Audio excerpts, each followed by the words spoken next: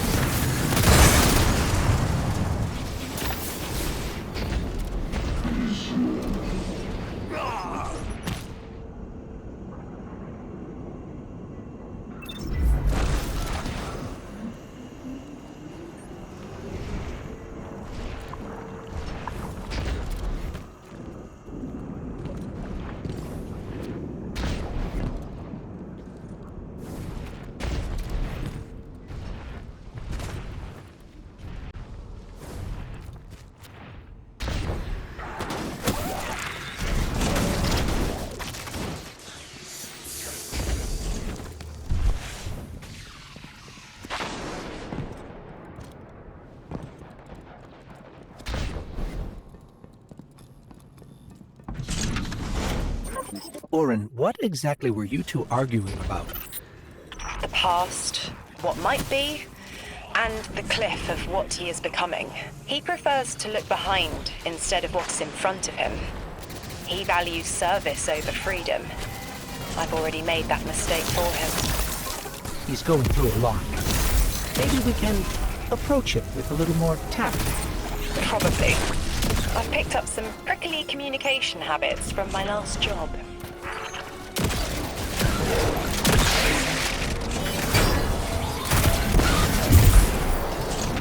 Orin, we're here, but I don't see Lodi.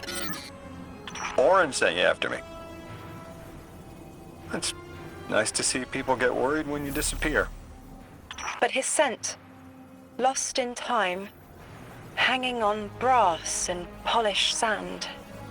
Okay. Guardian, I think she means that monument. And next to it, brass and sand must be the time-lost telescope. If Lodi was here, maybe we can get a lead from those. That's the one. Polaris. You know, my father taught me to fly an old duster as a boy. I was an aerial surveyor during, well, we often flew at night. Stars were important. My old man, he used to tell me, nations are built by service. Drilled that phrase. Now, I didn't want to kill anyone, but I could help get a clear view of a target, make sure it was the enemy, and help minimize collateral. Then my eyesight didn't hold. I washed out. I thought I had my whole career planned out, and then gone in a haze. I flew longer than I should have, finding my way there and home again by the stars as much as my instruments. I remember being worried the stars never look the same from the ground, but you orient yourself right, and there they are.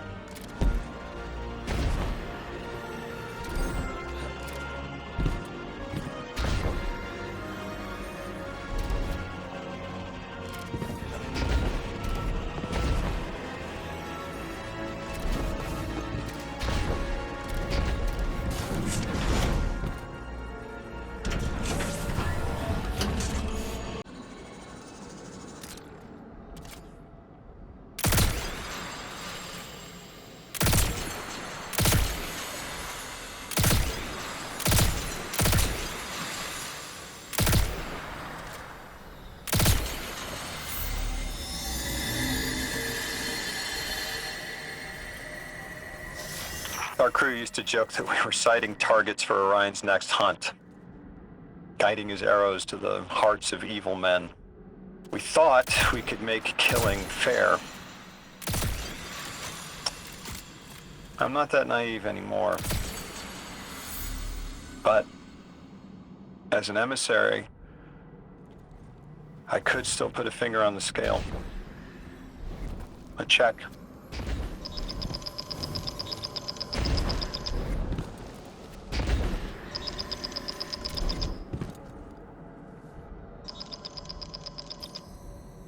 Guardian, you have one new call. The position of emissary is not a comfortable one. Hanging between, a mess of secondary colors caught in a minor key. The Nine need emissaries to understand humanity. Their subjective reality is fundamentally different from yours. Lodi is trapped in the present participle, becoming, transforming, beginning to hear the stretch of magnetic fields, learning to bear the touch of the Nine like acclimating to lightning strikes. The Nine don't understand plain, mauve disgust, how we react to the changes they put an emissary's body through. My choices and the pain they brought me are my own.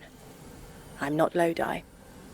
His pain, his choices, his changes, gerund again. He is wrestling with them. Have patience with him, now and in future.